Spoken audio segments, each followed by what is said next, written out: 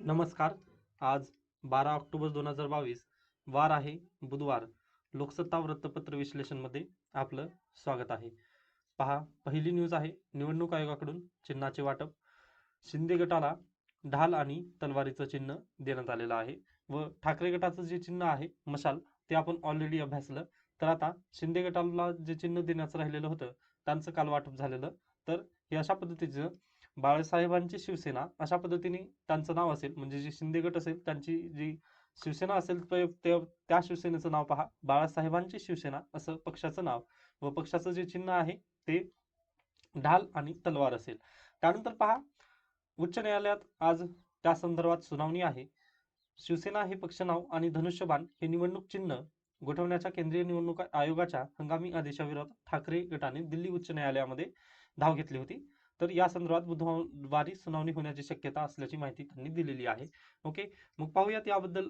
जेव्हा हायकोर्ट वगैरे जेव्हा टिप्पणी वगैरे करेल तेव्हा या संदर्भात आपल्या युपीएससी आणि एमपीएससीच्या दृष्टिकोनातून यातून काय महत्त्वाचं वगैरे घेता येईल ते आपल्याला पाहायचं आहे.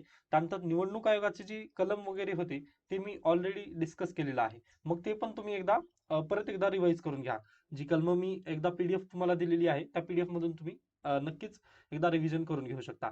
त्यानंतर न्यायमूर्ती धनंजय चंद्रचूड यांची सरन्यायाधीशपदी शिफारस, म्हणजे न्यायमूर्ती U U Lalit, okay, CJI U U Lalit आता रिटायर होणार आहेत 8 नोव्हेंबरला. त्यांच्या जागी न्यायमूर्ती धनंजय चंद्रचूड हे 9 नोव्हेंबर रोजी देशाचे 50वे सरन्यायाधीश बनतील. तर त्यांचा जर अगदीच त्यांनी खटल्यामध्ये पहा कोणते कोणते खटले त्यांनी योग्यरित्या दिलेले आहेत. तर अयोध्या खटला, गोपनीयतेचा अधिकारासारखे ऐतिहासिक निकाल देणाऱ्या पीठांमध्ये न्यायमूर्ती चंद्रचूड यांचा सहभाग होता, हे आपल्याला सांगता येतं. ओके, मग आता या संदर्भात सर्वोच्च न्यायालय आपल्याला दिसून येतं. मग सर्वोच्च न्यायालयामध्ये सर्वोच्च न्यायालयासंबंधी भारतीय संविधानामध्ये कोणते कलम आहेत हे आपण लक्षात घेऊयात. हे कशासाठी असेल कामाचं, तर कंबाईन एक्झाम यासोबतच प्रिलिम राज्यसेवा असू द्या किंवा एमपीएससीची कोणतीही, यासोबतच सरळ सेवा पण परीक्षा कोणत्याही असतील तर त्यामध्ये तुम्हाला हे अगदीच गरजेचं आहे. ओके, म्हणजे कलम डायरेक्टली विचारण्यात येतात. तर 124 ते 147 सर्वोच्च न्यायालय 124 ते 147 हे संविधानमध्ये, ओके, या संबंधीच आहे. सर्वोच्च न्यायालयासंबंधी हे कलम देण्यात आलेले. तर पहिलं पहा, 124 हे कलम कशा संबंधी आहे, तर सर्वोच्च न्यायालयाची स्थापना यासोबतच त्याची घटना. त्यानंतर न्यायाधीशांचे वेतन इत्यादी 125. 126 कार्यकारी मुख्य न्यायमूर्ती यांची नियुक्ती. त्यानंतर तदर्थ न्यायाधीशांची नियुक्ती कलम 127. त्यानंतर कलम 128 आहे पहा, सर्वोच्च न्यायालयाच्या न्यायपीठामध्ये निवृत्त न्यायाधीशांची उपस्थिती. त्यानंतर कलम 129 सर्वोच्च न्यायालय हे अभिलेख न्यायालय असणे. कलम 130 सर्वोच्च न्यायालयाचे कार्यस्थान. कलम 131 सर्वोच्च न्यायालयाची मूळ अधिकारिता. त्यानंतर 131 क ही अमेंडमेंट होती व ही अमेंडमेंट अगदीच खारिज करण्यात आली, म्हणजे निरसित आहे. त्यानंतर 132 विवक्षित प्रकरणी उच्च न्यायालयांवरील अपिलांमध्ये सर्वोच्च न्यायालयाची अपील अधिकारिता. त्यानंतर कलम 133 दिवाणी प्रकरणासंबंधी उच्च न्यायालयांवरील अपिलांमध्ये सर्वोच्च न्यायालयाची अपील अधिकारिता, म्हणजे अपील आता इथे विवक्षित प्रकरणी उच्च न्यायालयामधून सर्वोच्च न्यायालयामध्ये अपील दाखल करता येणे. त्यानंतर दिवाणी प्रकरणाची उच्च न्यायालयामधून सर्वोच्च न्यायालयामध्ये अपील दाखल करता येणे, कलम 132 आणि 33. त्यानंतर 134 कशा संबंधी आहे, तर फौजदारी प्रकरणासंबंधी सर्वोच्च न्यायालयामध्ये अपील दाखल करता येणे. ओके, म्हणजे विवक्षित प्रकरण 132, दिवाणी प्रकरण 133 आणि फौजदारी प्रकरण 134 असे 3 कलम तुम्हाला मोस्ट आयएमपी पण लक्षात ठेवता येतात. त्यानंतर पुढे चला, 134 क सर्वोच्च न्यायालयाकडे अपील दाखल करण्यासाठी प्रमाणपत्र. म्हणजे पहा, आता तुम्ही जर विचार करत असाल की आता एखादी केस आहे जी दिवाणी न्यायालयामध्ये वगैरे वगैरे लढली गेली व तिथे ती केस हारली किंवा तुमच्या मनासारखा वगैरे निकाल लागला नाही, हे दिवाणी न्यायालय. मग त्याच्यानंतर पुढे गेल्यानंतर उच्च न्यायालय, इथं तुम्हाला डायरेक्टली जाता येईल उच्च न्यायालयाला.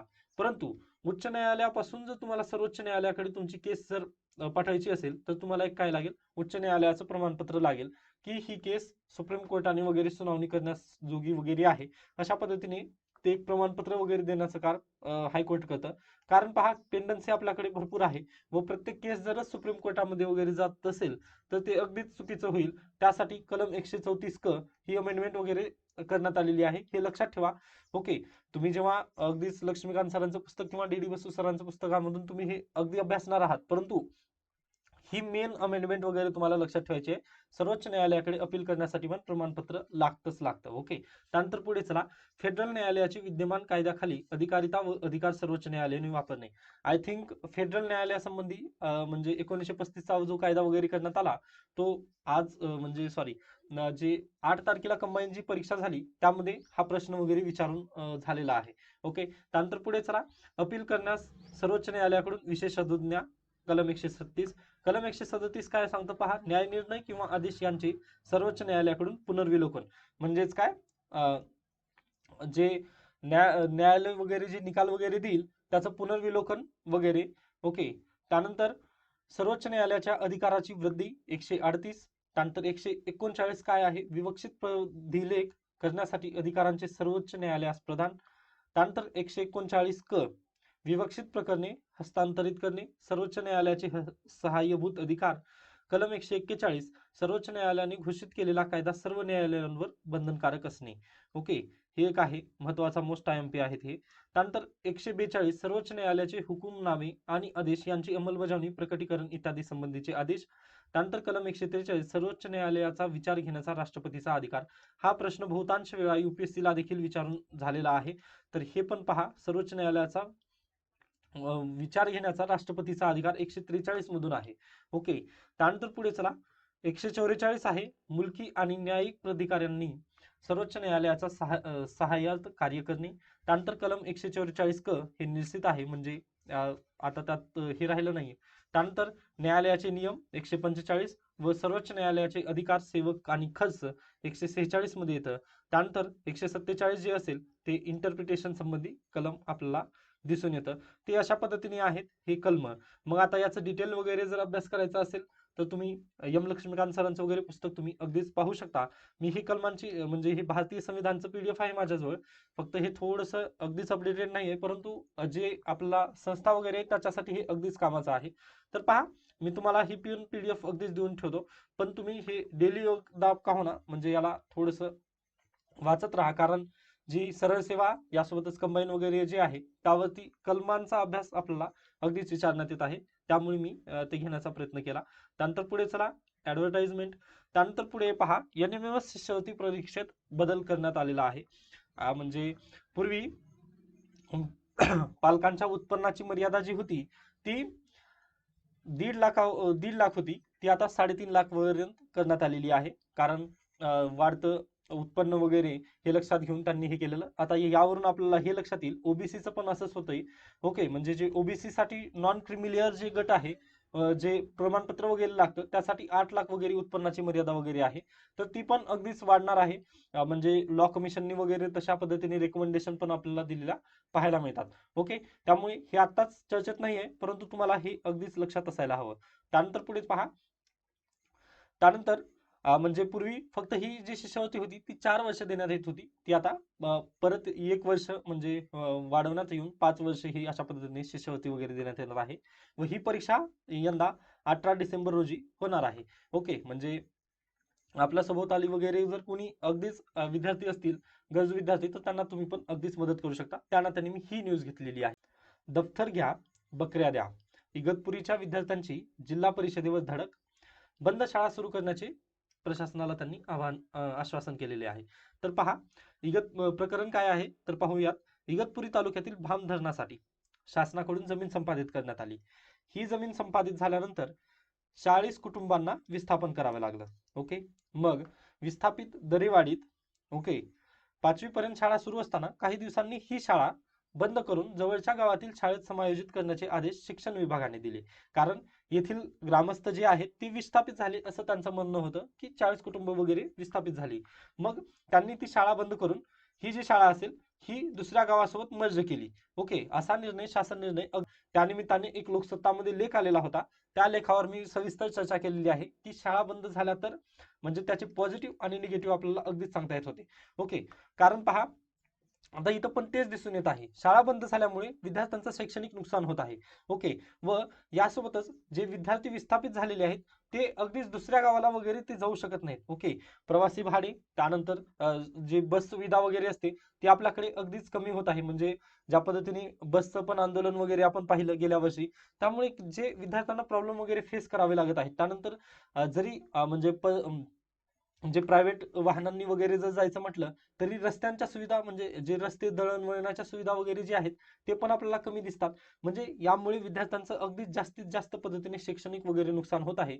यामुळे यांनी काय केलं, आंदोलन वगैरे केलेलं आहे की आमची शाळा आम्हाला परत तिथेच चालू करावी, म्हणजे जे विस्थापित गाव आहे त्याच गावामध्ये वगैरे ती शाळा सुरू करावी, तर दुसऱ्या गावामध्ये ह्या शाळेचं मर्ज वगैरे करू नये अशी त्यांची मागणी आहे. त्यानंतर याबद्दल या पेजवरती आपल्याला न्यूज एकही कामाची दिसत नाहीये.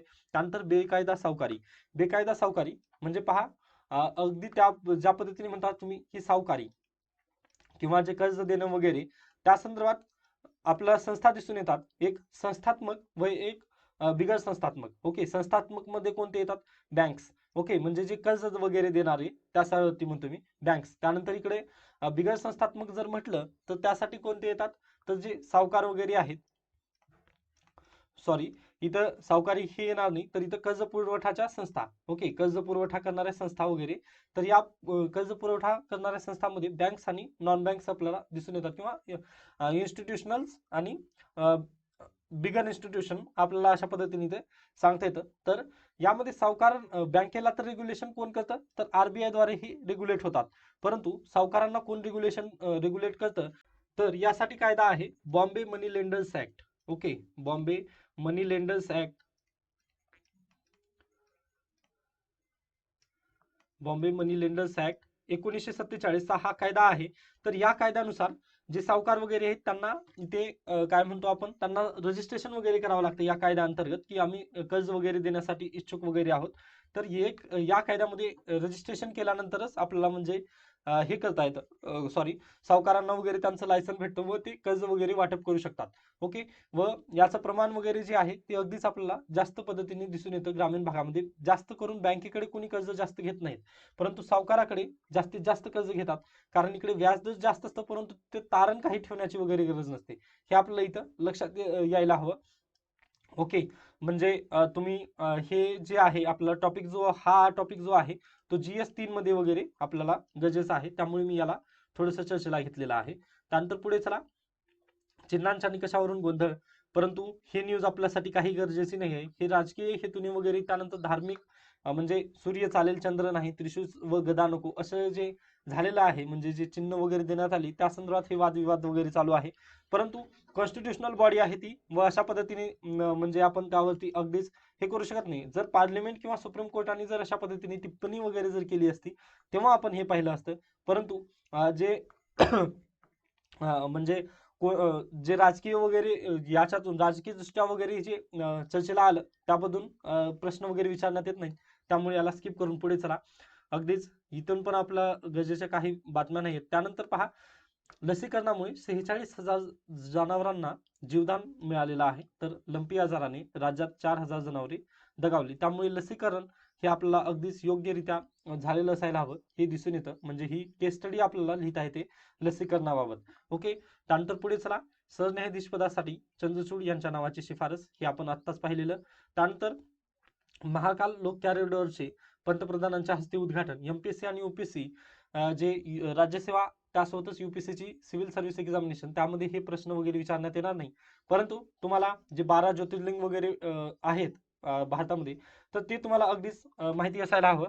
ते तुम्ही लक्षात ठेवा. ओके. त्यांची यादी वगैरे काढून तुम्ही पाठ करून ठेवा, कारण सरळ सेवा भरती परीक्षामध्ये हे अशा पद्धतीचे प्रश्न अगदीच साहजिकच विचारण्यात येतात. हे तुम्हाला लक्षात असायला हवं. त्यानंतर पुढे चला, यात काही नाहीये. त्यानंतर विचार म्हणजेच लोकसत्ता जे एडिटोरियल पेज आहे त्यामध्ये तर हे काँग्रेसबद्दल लिहिण्यात आलेलं आहे, यामुळे मी याला स्किप करतोय, जे आपल्या परीक्षेसंबंधी नाही आहे. त्यानंतर हे पण काही गरजेचं नाहीये, मी याला सर्वांना वाचतो, परंतु ज्यातून आपल्याला उत्तर वगैरे लिहिता येईल असं आपल्याला इथं मिळत नाही, त्यामुळे मी याला सर्वांना स्किप करतोय. त्यानंतर पुढे पहा, बँकिंगचा गौरव म्हणजे गुंतवणूक ठेव विम्याची कल्पना मांडणाऱ्या डायमंड आणि डिब्यूग या अर्थशास्त्रांच्या जोडीने ती प्रत्यक्षात राबवणाऱ्या बर्नांके यांना नोबेल मेने हे अप्रूपाचे म्हणजे नोबेल पारितोषिक अर्थशास्त्री यांना मिळालं त्या संदर्भात हा लेख दिलेला आहे. व 2008ची जी मंदी वगैरे होती त्यांनी कशा पद्धतीने टॅकल केली हा यामधून लेखमधून त्यांचं जे त्यांनी कार्य वगैरे केलं त्या संदर्भात देण्यात आलेलं. परंतु ही गोष्ट आपल्यासाठी एमपीएससी आणि यूपीएससी साठी विचारण्यात येणार नाही.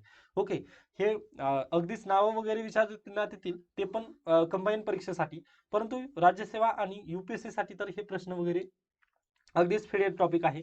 2008 ची मंदी अगदीच होऊन गेली, 1930 ची पण मंदी ही होऊन गेली, परंतु हे सर्व जे गोष्टी आहेत ते तुम्ही GS3 मध्ये अगदी अभ्यासता. ओके, मग ते तिथं तुम्ही बेस्ट पद्धतीने अभ्यासता. हे नोबेल पारितोषिक दिलं म्हणून त्यांच्या कार्याचा वगैरे गौरव आपल्याला इथं जास्त म्हणजे गरजेचं नाहीये, त्यामुळे मी याला पण स्किप करतोय. त्यानंतर भारताच्या भरारीची चिंता असेल का, तर हे पण गरजेचं नाहीये व हे पण गरजेचं नाहीये. कारण पहा, मी त्या दिवशी वाचलेलं होतं पूर्ण, तर वाचून पण त्यामधून काही नाही. आता इथं पण आयफोनचं बद्दल वगैरे ते चिपचं वगैरे जे आहे ते देण्यात आलेलं, पण यामधून काहीच साध्य वगैरे होणार नाही, त्यामुळे याला प्लीज स्किप करा व पुढे चला.